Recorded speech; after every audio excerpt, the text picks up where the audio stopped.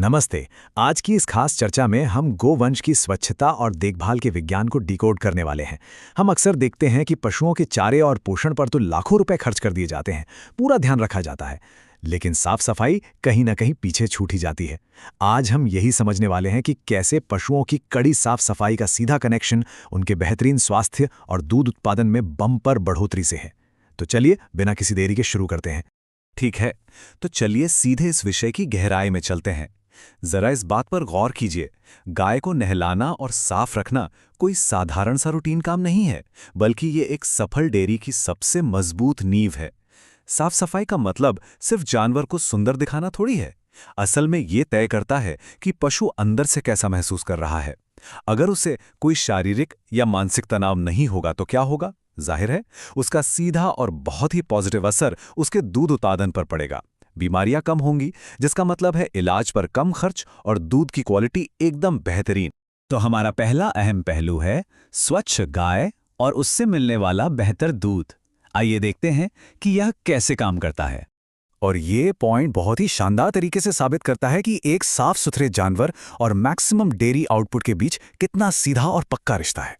देखिए, जब गाय के शरीर से परजीवी, गंदगी और पसीना दूर होता है ना, तो उसकी सारी एनर्जी बीमारियों और इन्फेक्शन से लड़ने में बर्बाद नहीं होती, बल्कि वो ऊर्जा सीधे तौर पर दूध बनाने में लगती है। है ना, एकदम साधारण सा विज्ञान। लेकिन सच मानिए, अक्सर इसे ही सबसे ज्यादा इग्नोर किया जाता है। रोजाना की जाने वाली साफ सफाई से इन्फेक्शन का रिस्क लगभग 0 हो जाता है। अब बढ़ते हैं अगले बड़े सवाल की तरफ।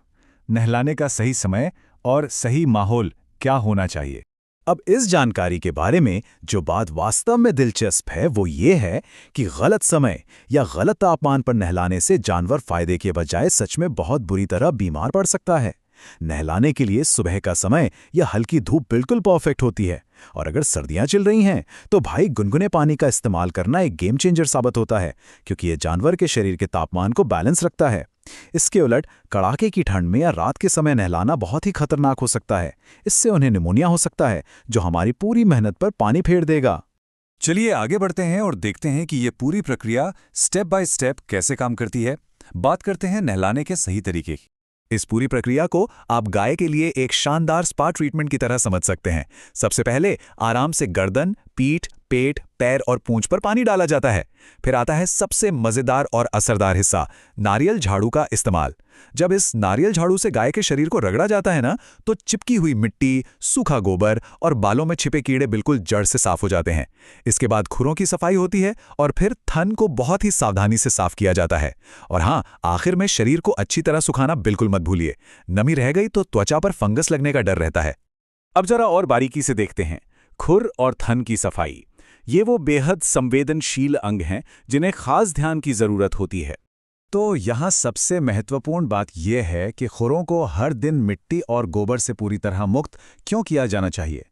देखिए, खुर पैरों का सबसे निचला हिस्सा होते हैं जो लगातार जमीन, नमी और गंदगी से टकराते हैं।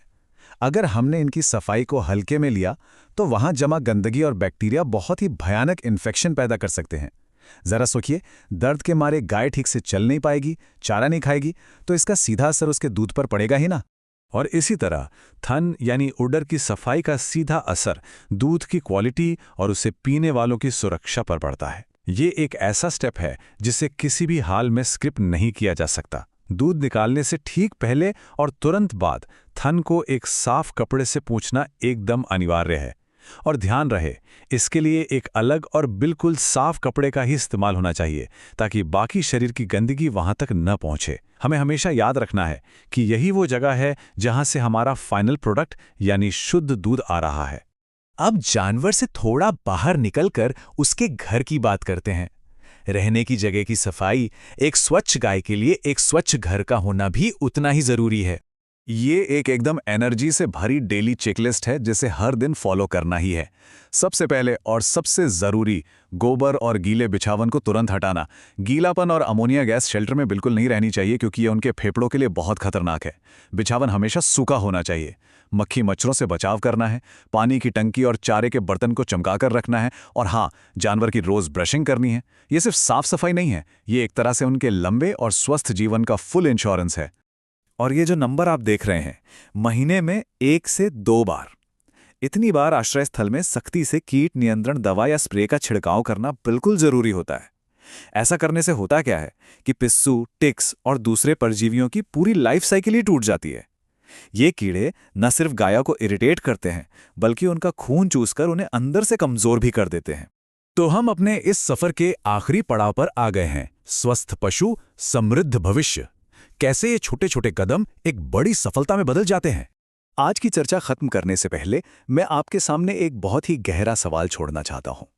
हम अक्सर महंगे चारे और पोषण पर तो भारी निवेश कर देते हैं, लेकिन क्या सिर्फ अच्छा चारा खिला देना ही काफी है? या फिर ये बुनियादी साफ सफाई ही वो असली मास्टर की है जो बेहतरीन दूध उत्पादन के बंद दरवाजों को खोलती है? आज हमने जो कुछ भी समझा उससे एक बात तो शीशे की तरह साफ है कि स्वच्छता कोई चॉइस नहीं है, ये एक जरूरी शर्त है। इस पर जरूर सोचिएगा। आज की इस चर्चा में बस इतना ही।